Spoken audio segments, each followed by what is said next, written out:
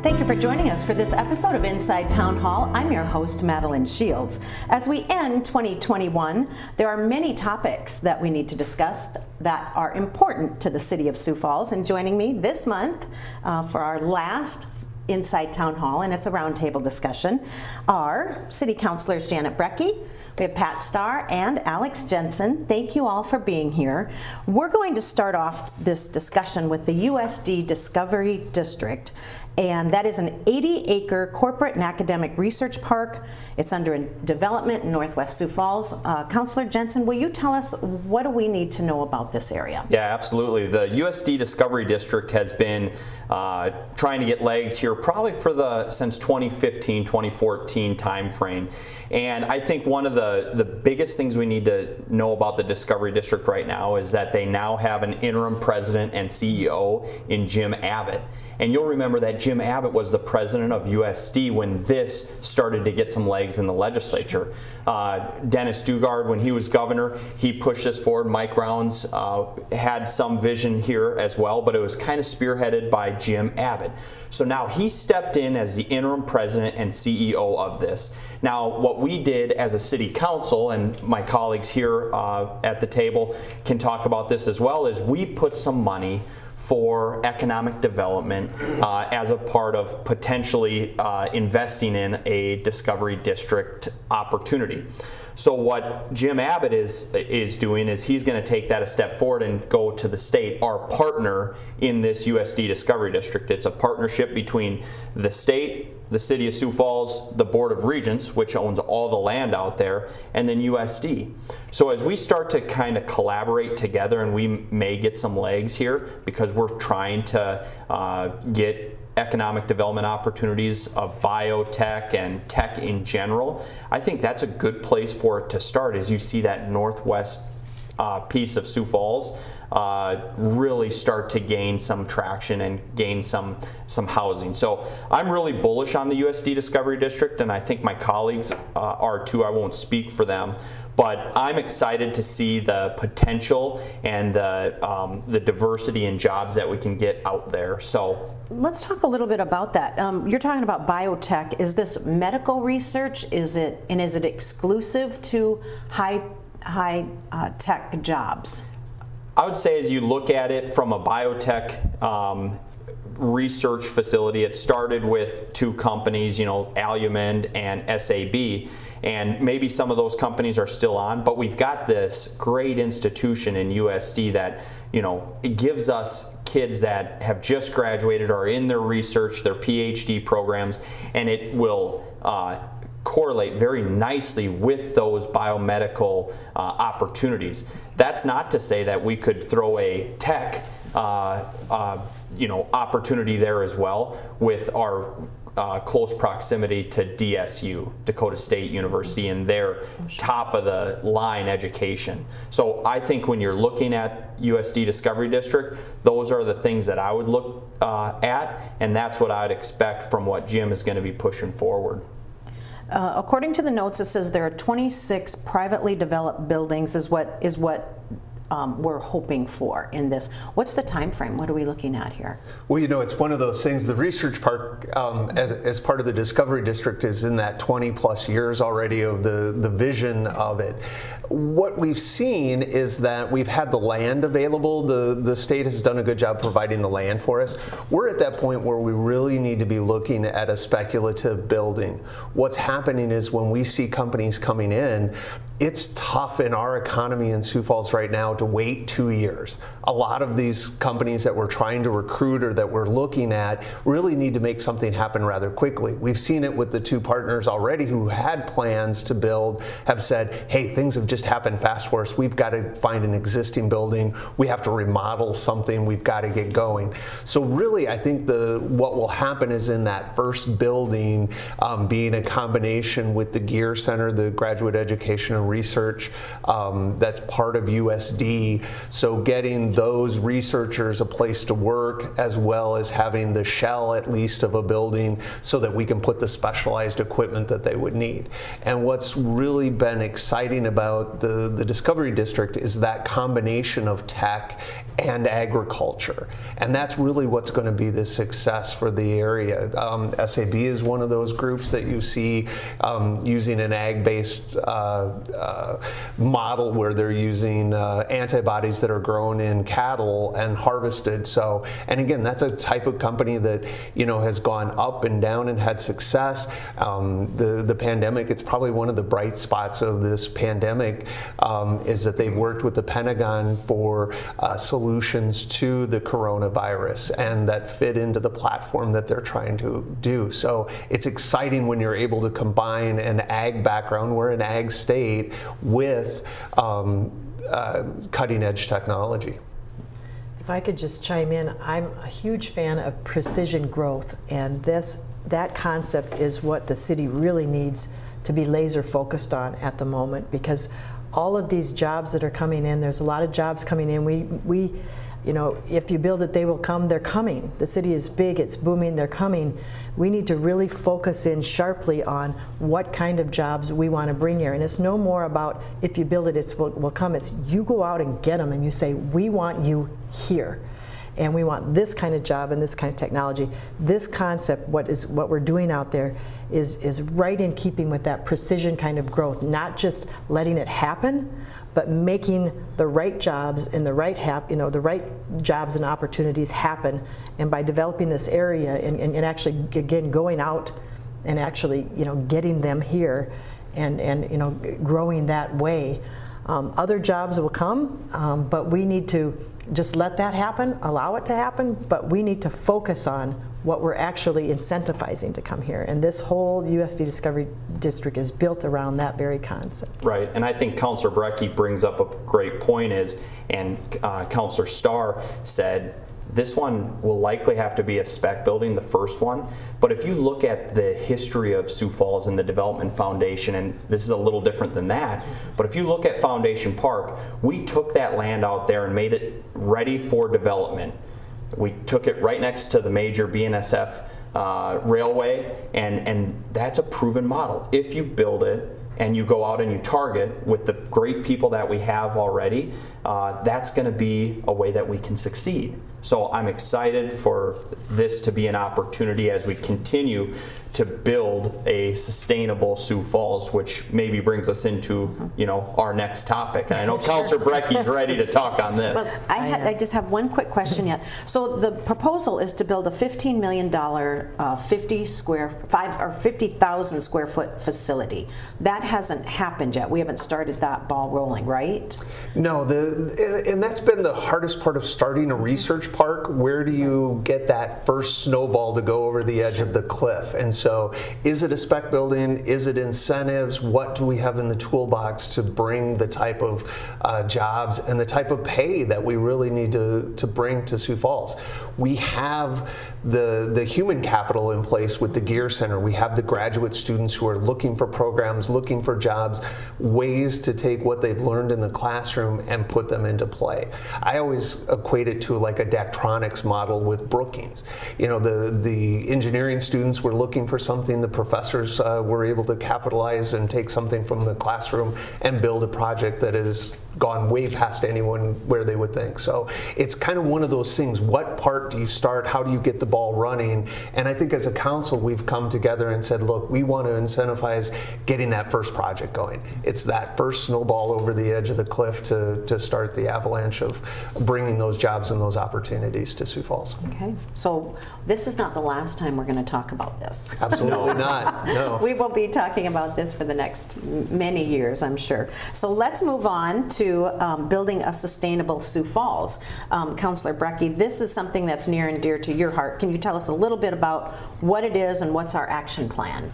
Yes, 2 years ago, I started the discussion by saying I passed a bee ordinance about bees and creating an environment in the city of Sioux Falls where you could actually raise honeybees and and encouraging plantings of the kinds of flowers, that would draw the monarch butterflies down. And when I presented that ordinance, I said, I realize this is just kind of a small little thing, but this is the beginning of a much greater discussion about sustainability.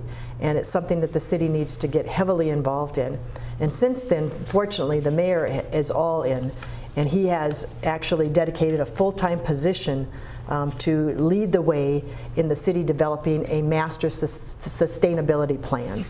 And that process is underway. Holly Meyer is leading it up. We've been going out to the public and getting their involvement, and the involvement we're getting and the survey results are just amazing, the public's willingness to do this. In its simplest form, I mean, you can talk about it as a complex subject, but in its simplest form, sustainability master planning is about air, land, and water. And then I would add lifestyle. And it's that global thinking where you take care of your natural gifts and resources and learn to live in a way that leaves them there for the next generations. And so it's things like setting goals for carbon emissions. That's the big one. 43% is the amount of pollution that carbon emissions is responsible for.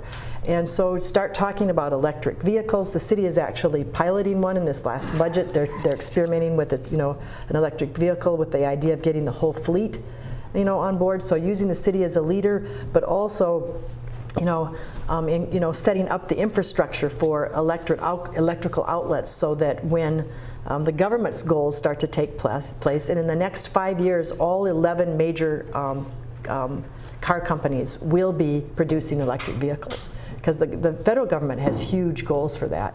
And the beauty of that for Sioux Falls is that if we do this right, if we, even locally, we can incentivize purchase of electric vehicles. We have incentivized, toilets and rebated, and that's paid for itself over and over and over again, and doing things like that. If we do this right, we may never have air pollution. We may grow a city without air pollution. Imagine that. I mean, isn't that feat? It's just actually taking advantage of the technology and the opportunities that are available right now and focusing on it and setting goals.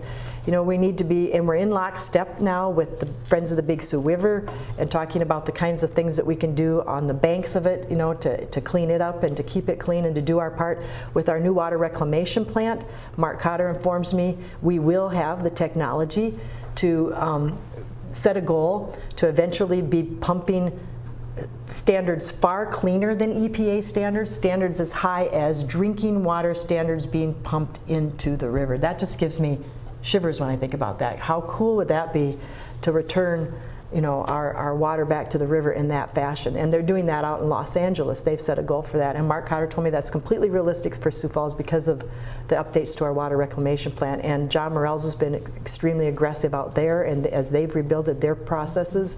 So all those kinds of things are on the table in the discussion, and ultimately there's going to be a plan that's brought by the administration to the City Council for final adoption, a master plan. And I'm all about master planning. My fellow council members know that.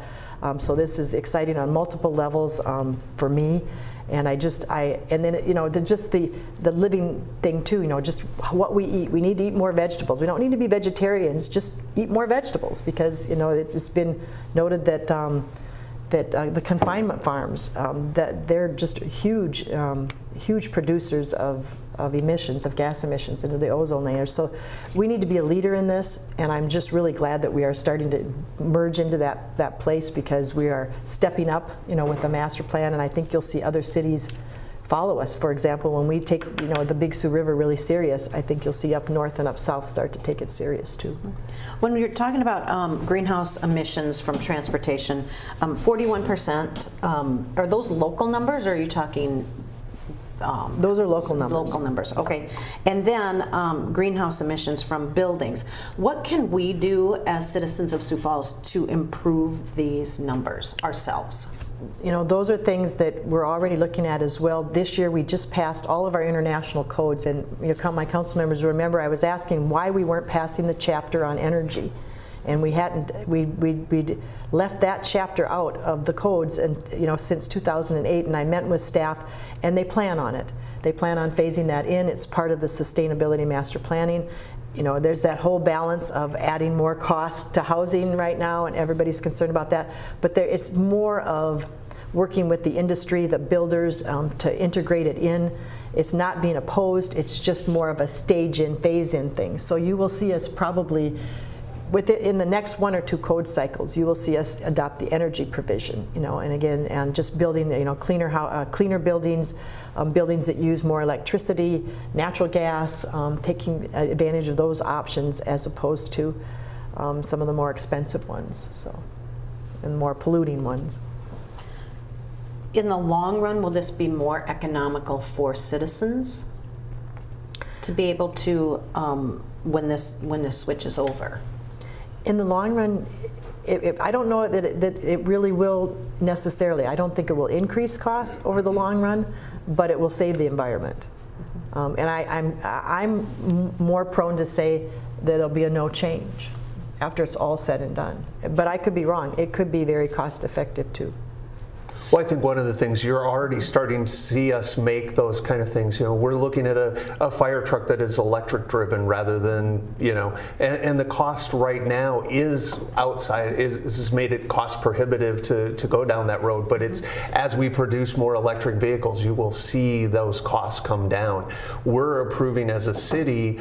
We're really looking at the number of parking spots that are required as downtown becomes more walkable. How many vehicles does a family need to move ahead, and what type of vehicles? Are they bigger? Are they smaller? How do they fit in? So you'll see us taking space that would be a parking lot and turning it into more green space. And so you will see the costs of a lot of these programs come down. You'll see our wastewater facility be able to capture more methane gas to self-power what they're to make the facility run. So yes, at the beginning it's always more expensive to make some of these technological transfers, but you'll see the costs come down over time as they're produced in higher quantities and the cost savings that comes with it. And that is happening already with electric vehicles, and again, the efficiency of them and everything else is really falling into play, and it's really pretty exciting. And I've talked to Holly Meyer about like a just one program. How about, of all of us that have multiple vehicles, how about just one electric vehicle? You could get the smallest battery because it could be just your in-town vehicle. Have your big old SUV, for the road trips. But think about it's no different, the plug-in outlet is no different than what you plug your dryer into. You just have one of those added to your garage. You can go 100 miles. There's a 100-mile battery, a 250-mile battery, a 300-mile battery, and just start phasing that. Can you imagine if we incentivize something like that? For a decade, if we just had half of the vehicles, electric, what a difference that would make. And I think the goal of not having a city with air pollution is really doable. And again, with all 11 manufacturers making vehicles, the price is going to come down. And again, the quality of the vehicles will just get better and better as the technology is used and improved. Do you see public transportation playing a role in this and trying to get more people to either carpool or to ride the bus? And if there are changes to like the bus system? I think that's always on the table. That's always on the table, and this kind of thing may help that happen naturally, but those discussions always need to be a part of it. There are there are 6 focus areas: the natural systems, protecting the water and the ecosystem, transportation and land use, community viability and sustainable living, promoting people, just creating the way we live in our own homes with recycling, and part of it was reducing garbage and food waste. I've been seeing these commercials lately on television that are saying get rid of your big laundry detergent jugs. That all this plastic is creating so much trash on the earth. How do we do that locally, and or do we need to incentivize recyclers, to take more items that they can't take right now? There's ways that, there's small ways that when you do little things together, can have big impacts. Like I was at Los Angeles and they charge 25 cents for a plastic bag all over the city. That's like, if you use the ones that you use at your local grocery store, to encourage people to use the reusable bags. And so those are kinds of things that cities can do. People have regulated straws. Some cities have outlawed straws. Sure. You know, and so a combination of small things. Some of and some big picture things together can really have a large impact over time, and also it just gets people to think in a sustainable way and to live in a sustainable way, and just encouraging people to do those things and to come up with those ideas, and that's part of this master planning process. Okay. Well, we're going to take a quick break, and when we come back, we have a lot more to talk about, so stay with us.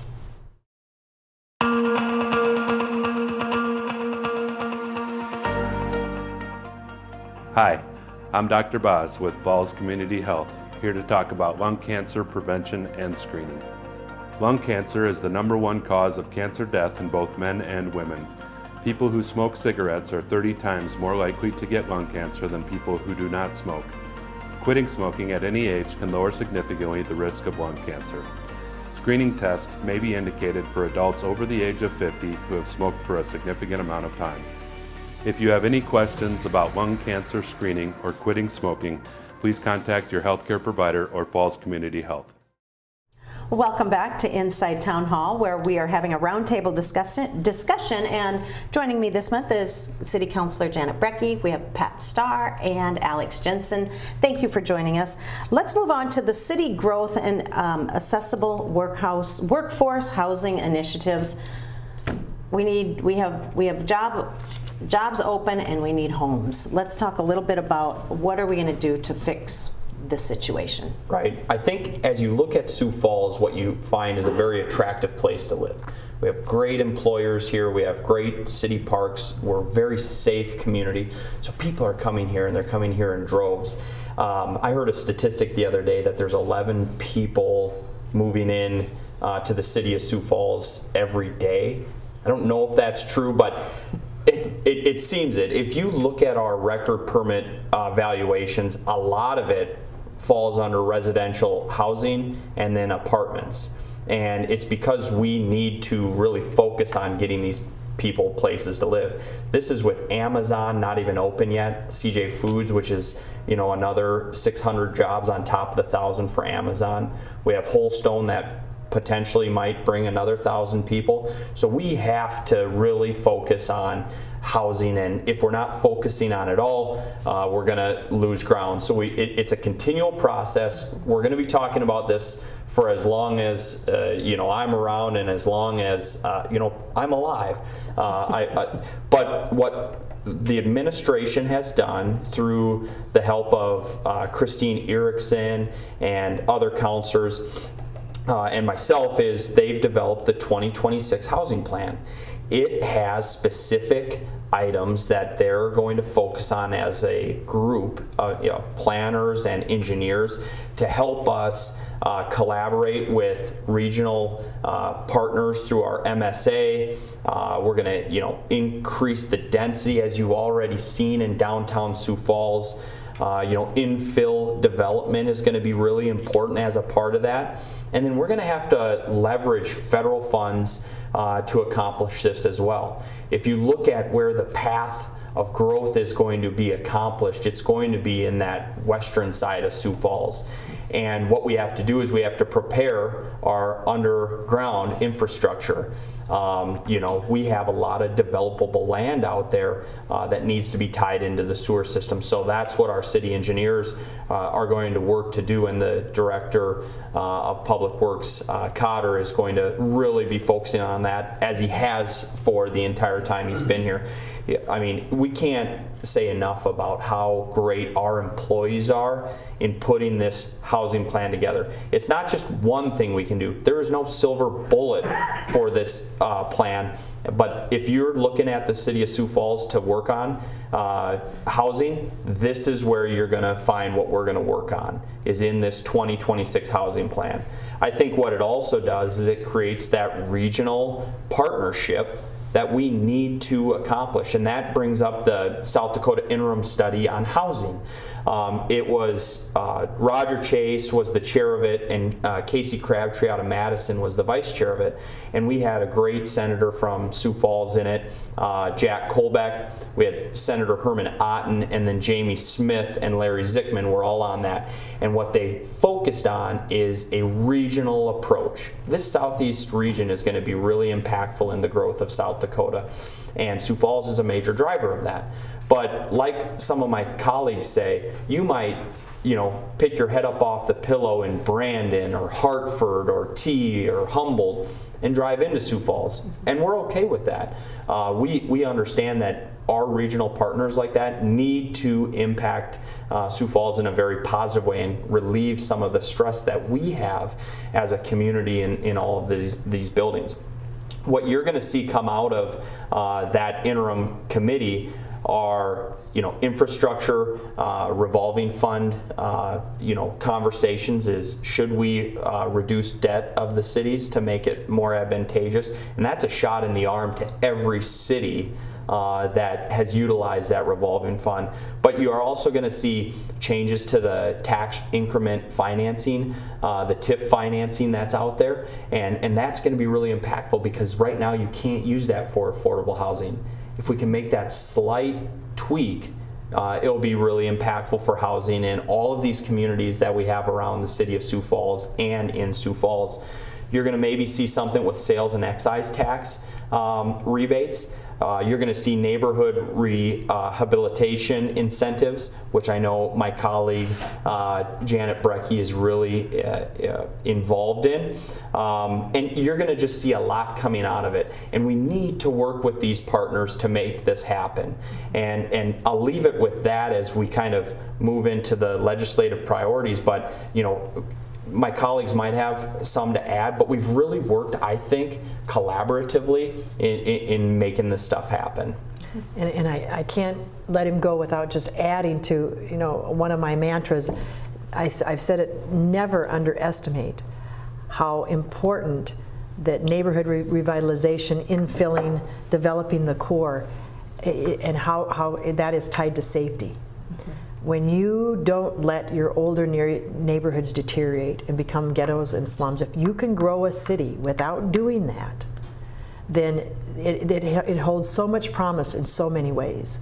And these things will have that as a byproduct. What we're trying to do in housing actually has a true health safety benefit, because it's that whole broken window theory, and people, gangs and drug dealers not being able to find that place where they can take over. Just ask Minneapolis what happened in their North End. They just gave up a couple of neighborhoods. They just gave up on them, and it's like a war zone. And now, that's the hub that's causing all the problems as they try to come back from their things. So I just had to put in that punch, because it's exciting for me to see it happen. The housing shortage is motivating it, but for me it's always been something I'm super excited about because of the health and life safety benefits of having strong, viable core neighborhoods. Okay, so we have about 30 seconds left. What are we looking forward to in the 2022 legislative session? Well, I think one of the things that's the most important is the focus on where are the ARPA dollars going to be invested in our state. That is our future, how we take those federal funds and invest them and build our communities across the state, not only Sioux Falls.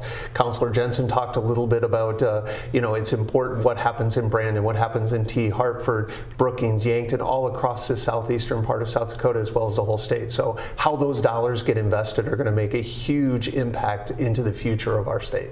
And in our next Inside Town Halls, we will keep everyone abreast of what is going on with the legislative session as we move forward. Thank you all for joining us for Inside Town Hall, and we will see you next month.